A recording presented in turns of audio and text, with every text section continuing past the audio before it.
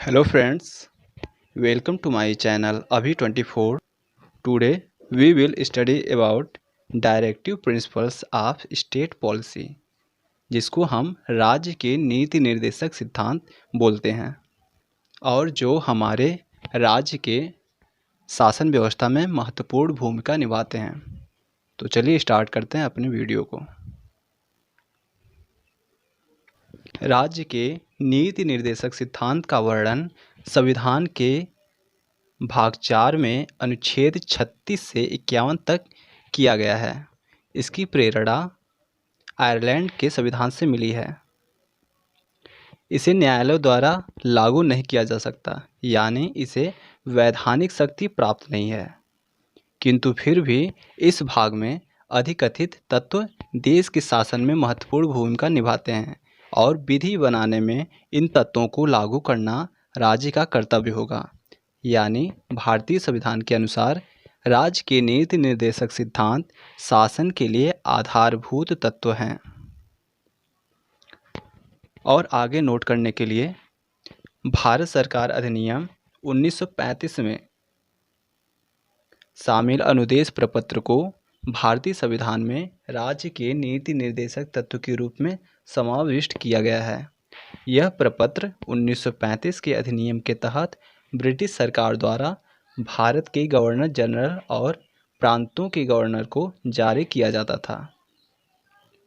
इसका मतलब भारतीय शासन अधिनियम 1935 में शामिल जो अनुदेश प्रपत्र था, उसी को भारतीय संविधान में राज्य के नीति निर्देशक सिद्धांत के रूप में लिया गया है। नीति निर्देशक सिद्धांतों को हम 3 कैटेगरी में डिवाइड करेंगे: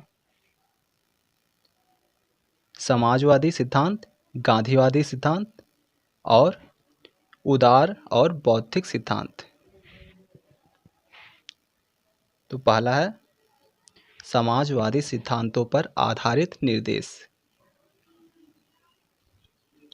इस सिद्धांत के अंतर्गत 7 अनुच्छेद आते हैं: 38, 39, 41, 42, 43, 43A, 47।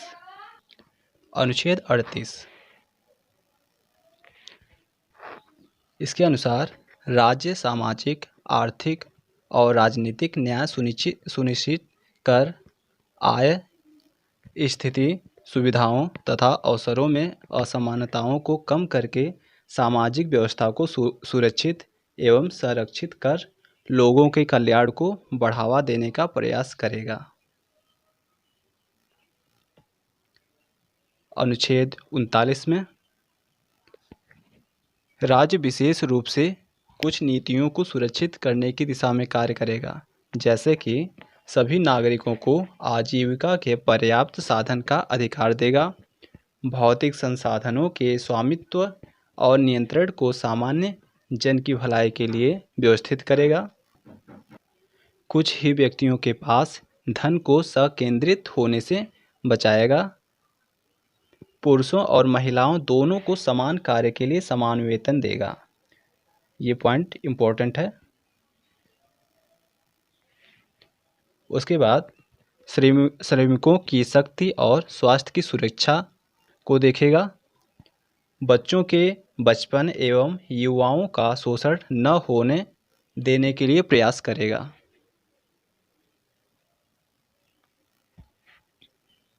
इसके बाद अनुच्छेद 41 में बेरोजगारी, बुढ़ापा, बीमारी और विकलांगता के मामलों में कार्य करने, शिक्षा पाने और सार्वजनिक सहायता पाने का अधिकार सुरक्षित करेगा। अनुच्छेद 42 के अनुसार राज्य काम की न्याय संगत और मानवीय परिस्थितियों को सुनिश्चित करने एवं मातृत्व राहत के लिए प्रावधान करेगा। अनुच्छेद 43 के अनुसार राज्य सभी कामगारों के लिए निर्वाह योग्य मजदूरी और एक उचित जीवन स्तर सुनिश्चित करने का प्रयास करेगा। अनुच्छेद 43A के अनुसार उद्योगों के प्रबंधन में श्रमिकों की भागीदारी सुनिश्चित करने के लिए राज्य कदम उठाएगा।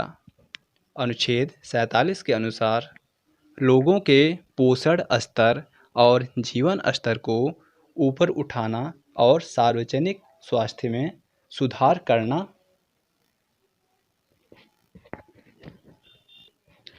इसके बाद है दूसरा, गांधीवादी सिद्धांतों पर आधारित निर्देश।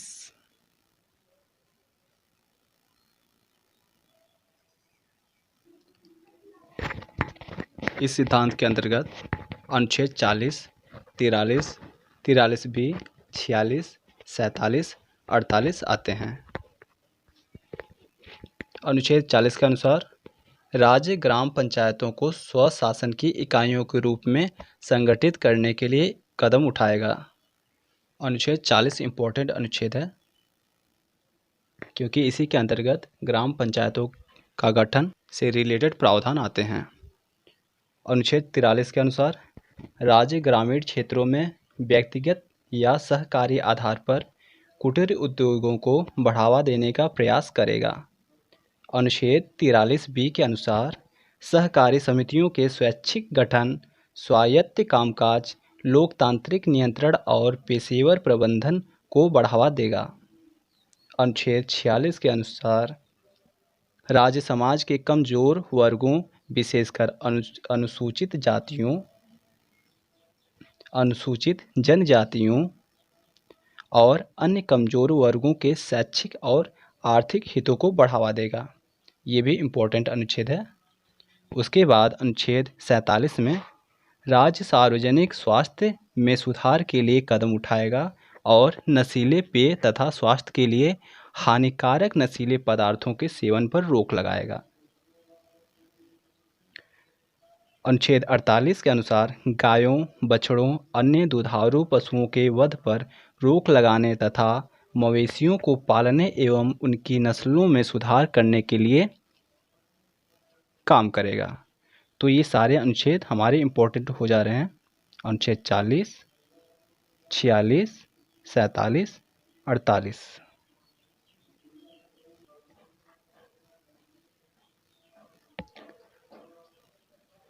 तीसरा पॉइंट है उदार बौद्धिक सिद्धांतों पर आधारित निर्देश।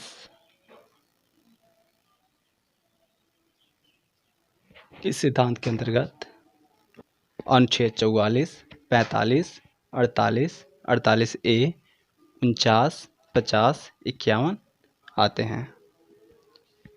अनुच्छेद 44 के अनुसार भारत के राज्य क्षेत्र में नागरिकों के लिए एक समान नागरिक संहिता को सुरक्षित करने का प्रयास करना है। अनुच्छेद 45 के अनुसार सभी बच्चों को 6 वर्ष की आयु पूरी करने तक प्रारंभिक बाल्यावस्था देखभाल और शिक्षा प्रदान करना है।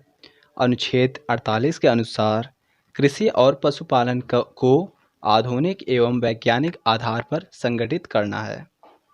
अनुच्छेद 48 ए के अनुसार पर्यावरण की रक्षा और सुरक्षा करना तथा देश के वनों एवं वन्य जीवों की रक्षा करना है। ये इम्पोर्टेंट अनुच्छेद है।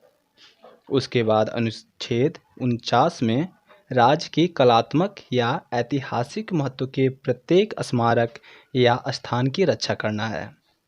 ये भी इम्पोर्टेंट है। उसके बाद अनुच्छेद 50 के अनुसार राज्य की लोक सेवाओं में न्यायपालिका को कार्यपालिका से अलग करने के लिए कदम उठाना है। इम्पोर्टेंट अनुच्छेद।